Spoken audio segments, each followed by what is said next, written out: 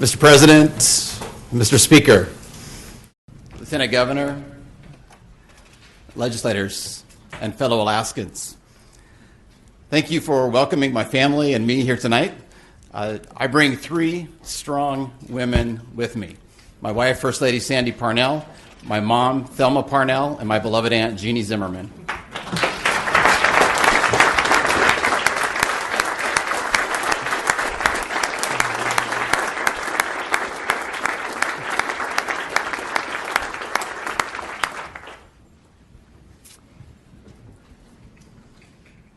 So legislators, you and I have the privilege of serving the greatest people of a mighty state in an exceptional nation.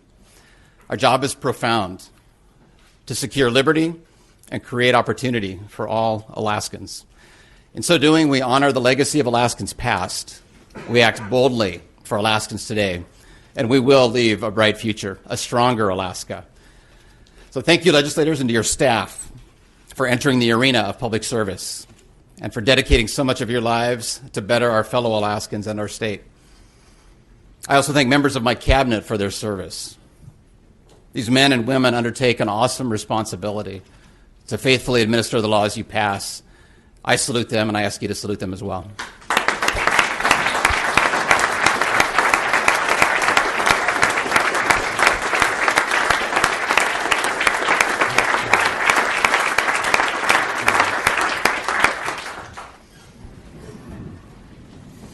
As I have said many times, Alaska's greatest strength is her people, their courage and their compassion. As governor, I witness these qualities every day. The courage of our public safety community, three of whom we lost this year: VPSO Tom Madole, Trooper Tage Toll, and Pilot Mel Nading. We also witnessed the courage of Coast Guard Petty Officer 3rd Class Travis Obendorf, who we lost following a search and rescue mission. We saw that courage last July when a small plane crash-landed outside Talkeetna and stranded two people. The Alaska Air National Guard, which rescued the two victims, set a milestone. The incident represented the 2,000th life saved by the Alaska Air National Guard in nearly 20 years. We honor the service and courage of our National Guard, just as we honor the service and courage of our military members and first responders. They are Alaska Strong.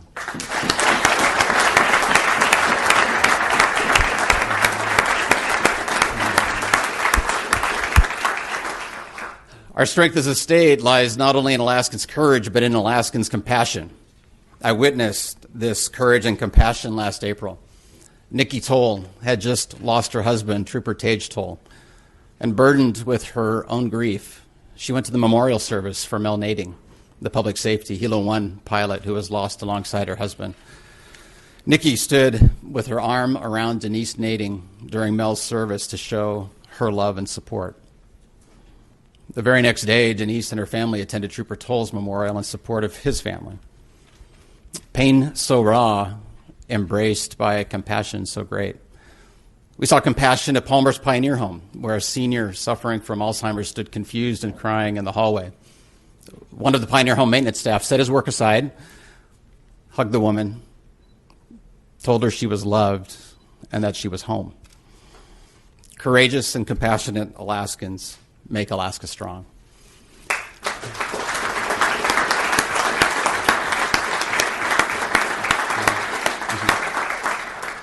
Last year, I said the choices we would make in 2013 would determine Alaska's future strength. I asked you to choose wisely and well to keep Alaska strong, and you did. As a result, tonight I can report that the state of our state is strong. Every day it grows stronger, and it's getting stronger by the day. We tackled important policies last year. We made serious choices, and we must do so again this year. We must find new ways to use Alaska's resources to drive down the cost of energy. Gas for Alaskans first, and then for the world.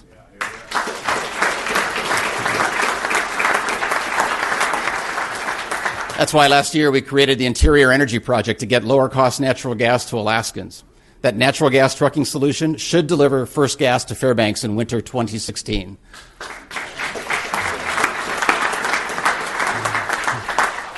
And recently, we made historic progress on Alaskans gas line.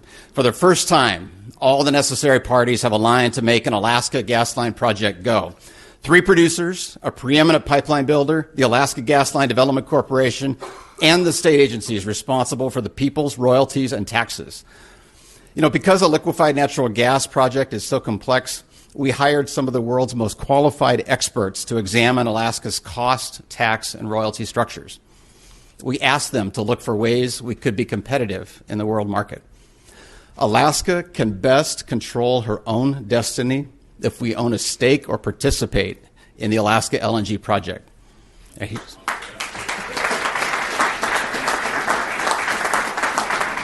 here's why. Ownership or participation in the Alaska LNG project means the state shares in the profits of the project rather than paying them all to someone else. Ownership also means we will better understand and can more effectively negotiate and ensure the lowest possible costs. With Alaska owning a stake, Alaskans stand to gain more. Next, our proposed phased legislative approval process will be more open and transparent to the public than either the Stranded Gas Act or the Alaska Gas Line Inducement Act. When the Stranded Gas Act and AGIA were passed, everyone assumed that in order to get a gas line, we had to negotiate all the fiscal terms at the outset. That meant the state carried all the risk up front for decisions worth billions of dollars without having the benefit of information, time, and analysis to get it right. Well, we have learned the lessons of history. For the Alaska LNG project, we will insist on terms that any partner would enjoy in a traditional commercial agreement. One where parties make commensurate, proportionate commitments. They go forward in phases. They seek approval from their boards of directors before committing to the next phase of the project. The state will return to its board of directors, the people, by seeking review and approval at all key decision points from legislators. This session, I ask you to work with me to review and decide Alaska's course on this initial phase of the Alaska LNG project. So to keep Alaska strong, I'm asking legislators to review the guidance documents our team has negotiated and take up legislation that would allow us to move through the pre-FEED phase of the Alaska LNG project.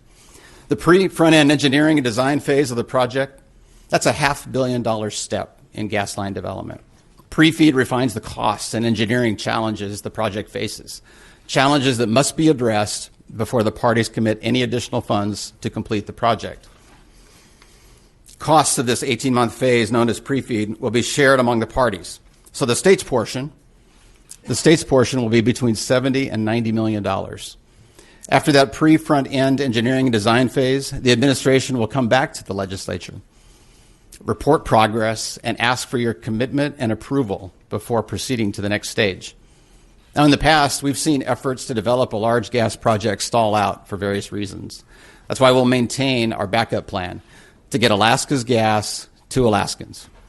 The legislature wisely addressed this in creating AGDC. AGDC is uniquely positioned to be our ace in the hole. If work falters on the Alaska LNG project, we can still get gas to Alaskans first with AGDC's smaller volume project. AGDC is on track for an open season in early 2015. We're going to keep it on track.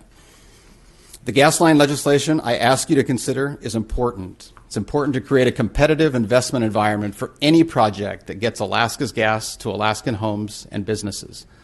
The legislation is important to both AGDC's smaller volume gas line project and the larger Alaska LNG project. This has been a dream of Alaskans since 1968, when Prudhoe Bay was first discovered. Our way forward will be on Alaska's terms and in Alaskans' interests.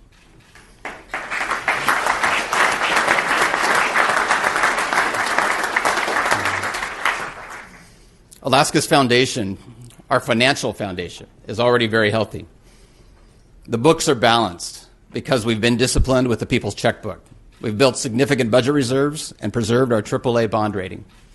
In my budget this year, I followed 4 guiding principles: to live within our means, to meet our constitutional priorities, to fix what we have, and to finish what we've started. To keep Alaska strong, I'm asking you to preserve these principles in the final budget bills. This is especially true now, where we face less revenue due to lower oil prices. We must do what the President and Congress have been unable to do: reform spending so we can live within our means during this generation and the next. Washington hasn't made Social Security sustainable, but in Alaska, we can reform our pension system so it is fully funded. Fellow Alaskans, the time is now to tackle our $12 billion pension deficit. Alaska's escalating annual pension payments squeeze dollars from every other program and state service: education, public safety, natural resources. And that vice will soon tighten even more. Without action, our $630 million annual payment will balloon to more than $1 billion. So to keep Alaska strong, I propose we transfer $3 billion of our $16 billion in budget reserves into the Retirement Trust Fund. Next year, this shift will allow us to reduce our annual payment to $500 million instead of more than $750 million. That's a savings of more than 50% in the first year. Our plan will dramatically drop future operating budgets and put us on a more sustainable financial path. Our current economic policies navigated us safely through the Great Recession. With these policies in hand, the Great Alaska Comeback is underway. Last year, we passed the More Alaska Production Act, and now new oil investment dollars, new jobs, better opportunities are flowing into this state. Alaskans are better off under the new tax regime. The People's Treasury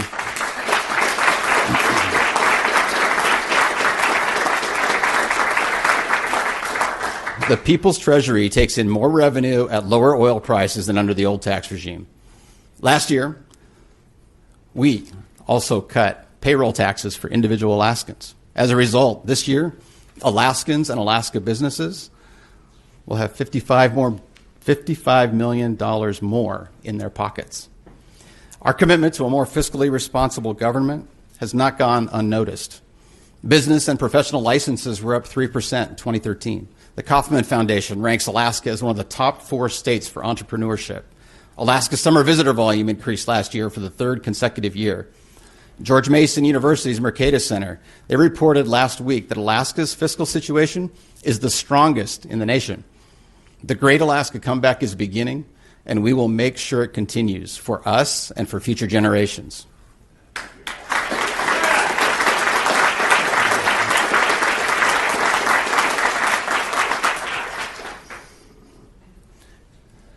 The brightness of Alaska's future depends on the strength of our children. That strength will hinge on whether we provide them with a high-quality education. 3 years ago, I set a goal that we would increase our high school graduation rate from the mid-60s to 90% by 2020. Well, I'm proud to report our graduation rate improved in 2013 for the 3rd year in a row. At 72%, we're better off than we were a year ago, but we still have a long way to go. The good news is more graduating seniors on a percentage basis have earned Alaska Performance Scholarships. These hardworking students were also much less likely to need remedial courses at the University of Alaska.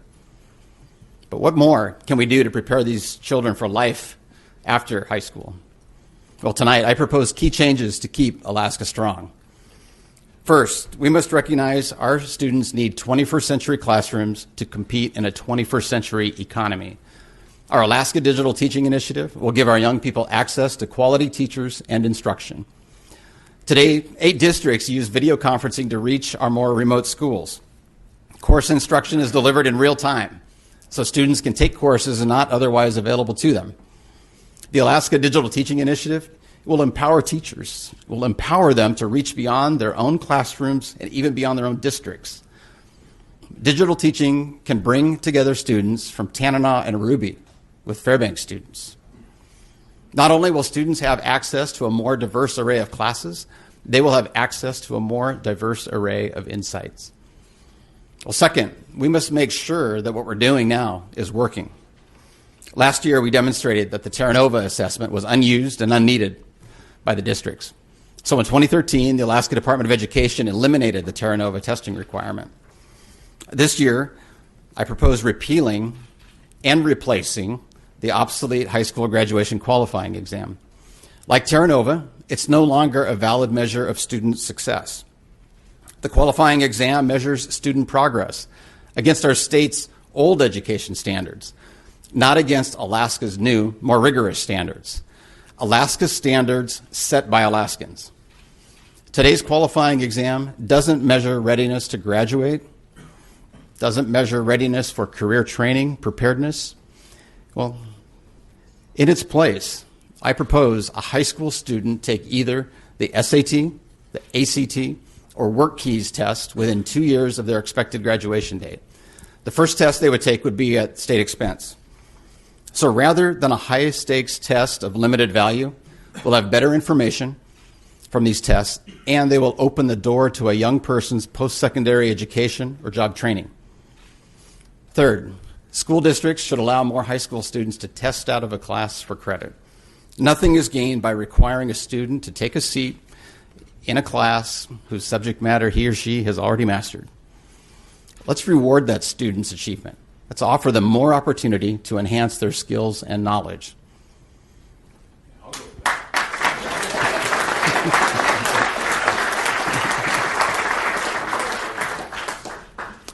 I'm going to keep you around, Senator Coghill.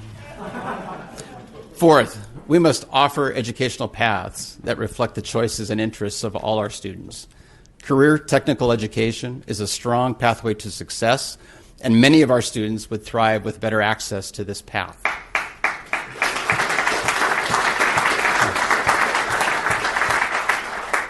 In the Northwest Arctic Borough last year, career technical education classes were again offered in all 12 schools.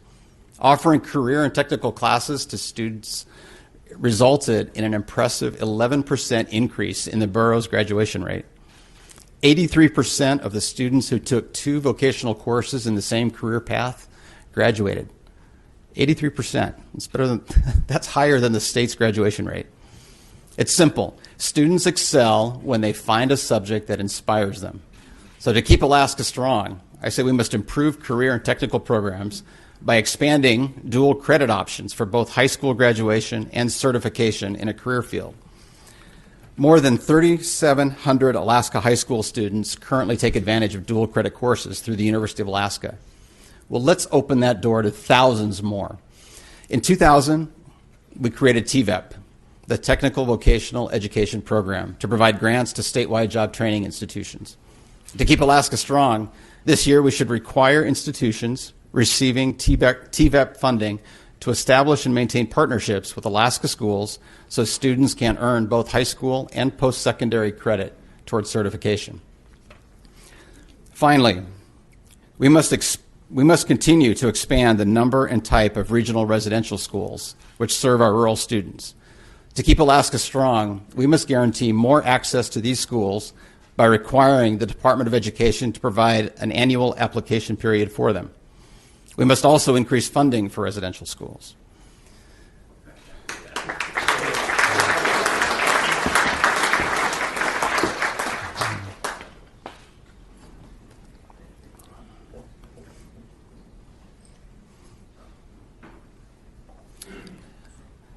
You know, these changes are the easiest ones we can make, but they are not the only ones we must make.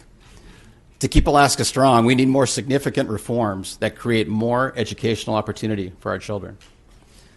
Until now, the debate over education has generally proceeded from 2 fronts. On one side are those who believe reform begins and ends with increased funding. The other side, myself included, we focused on results. What are we getting for what we're already spending? In the past, both sides have dug into their respective positions instead of rising up and creatively finding the solutions our children so desperately need. Well, tonight, I want each of us to climb out of whichever trench we're in and declare that 2014 will be the education session. Let's commit ourselves. Let's commit ourselves to a respectful debate that ends with a plan to offer more opportunity for more of our students. I want to start that discussion. I want to start it by going back to basics. The Alaska Constitution. Under Alaska's Constitution, the legislature is required to maintain a system of public schools. open to all our children. Public schools must remain free of sectarian control. However, Alaska's Constitution also says no money shall be paid from public funds for the direct benefit of any religious or other private educational institution. But the question of school choice is not about private schools or religious schools. It is about whether parents should have the freedom to say what school best meets their child's education needs with their child's share of public money, their money.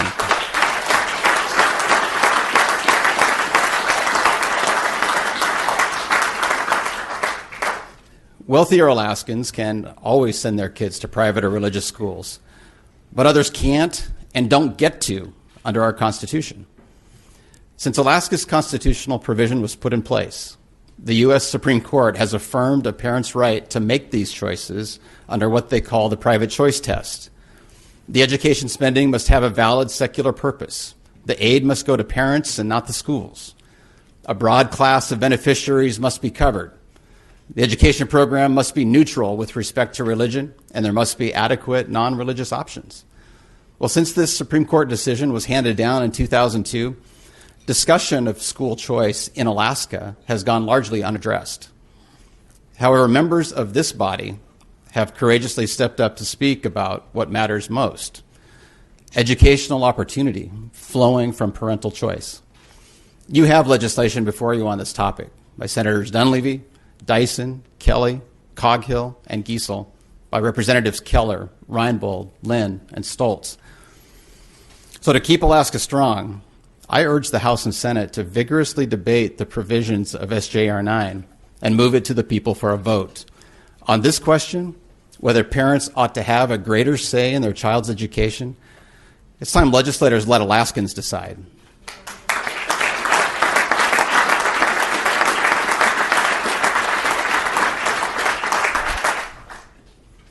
Expanding choice for parents and opportunity for our kids also means expanding charter schools and replicating successful models. In Anchorage, for example, almost 800 students are locked into their current school while their parents have them on the wait list for the Aquarian Charter School. When we have a charter school like this and others with wait lists, we have proven schools that work for kids. We ought to give parents more freedom to replicate it. Well, unfortunately, Alaska's charter school law is one of the most restrictive in the country. We limit these schools' rights, and we limit their funding. Charter schools and their students are part of the public school system, but don't get equal treatment under the law, and this is grossly unfair. I propose all local, state, and federal funding, except some capped district administrative expenses, travel with a student to a charter school.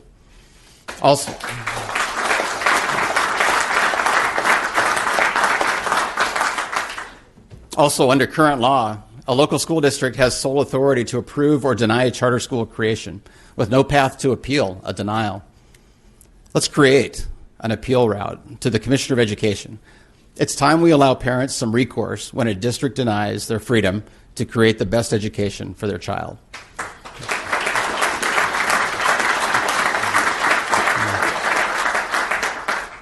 Real change comes only with real reform. If you are willing to join me in passing real education reform, I will work with you to authorize an increase in the base student allocation. To show my good faith in this, I'm introducing legislation to reform Alaska's education system by focusing on charter school opportunity, career technical training, digital teaching, and other opportunities. And I'm introducing legislation to raise the BSA for each of the next 3 years.